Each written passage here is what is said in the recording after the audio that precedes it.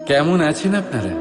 জিজ্ঞেস করলাম এই কারণে, কারণ আজকের দিনে দাঁড়িয়ে আশেপাশে যাকেই দেখছি সে দুঃখী আর ব্যাকুল। সে ভাবে সংসারে সব থেকে বেশি দুঃখ শুধু তার জীবনেই আছে, সব থেকে বেশি সমস্যা তার জীবনেই আছে। সংসারে এমন কেউ নেই যার জীবনে কোনো সমস্যা নেই, আর সংসারে এমন কোনো সমস্যা নেই যেটার সমাধান মানুষের কাছে নেই। কিন্তু সেই সমাধান খোঁজার জন্য নিজের বন্ধ দ্বারগুলিকে খুলে এগিয়ে যেতে হবে, সাহস করে এগিয়ে যেতে হবে।